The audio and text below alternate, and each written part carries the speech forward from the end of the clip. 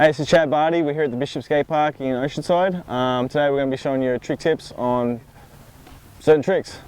Enjoy!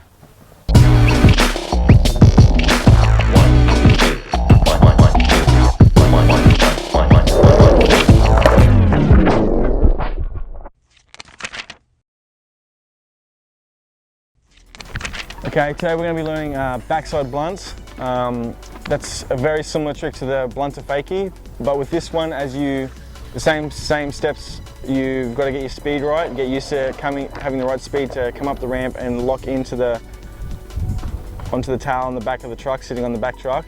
Once you have that down, as you come up, already be turning your shoulders back into the ramp as you get into the blunt. That way, when you pop out, when your shoulders are already turned, your hips and the board will come back around with you. It's like almost like a whiplash effect. If you turn your shoulders first, your spine and your hips will automatically come back around with you. So it's all about timing.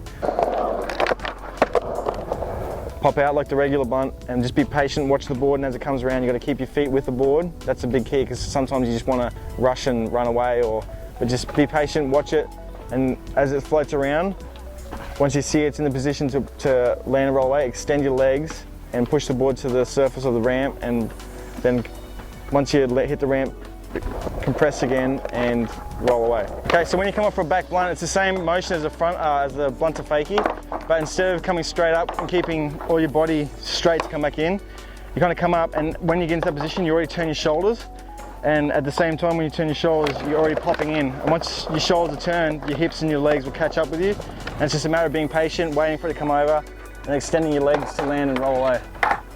So it sounds easy, but it takes a lot of practice, I guess.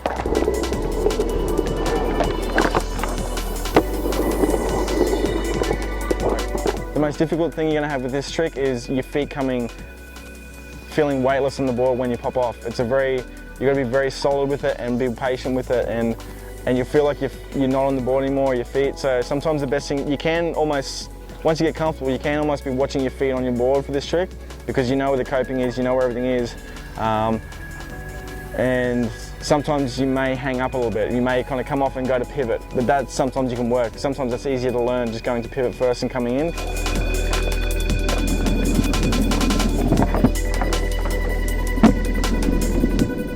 Again, this is a really fun trick. Once you've learnt the basic of this trick coming in, you can do to disaster, to pivot, to lots of different variations, and it becomes a lot of fun. It's a scary one to learn again, because your board's out over the coping and it's very weightless. But once you get to practice and get used to it, all the little steps will come together, and it's a lot of fun.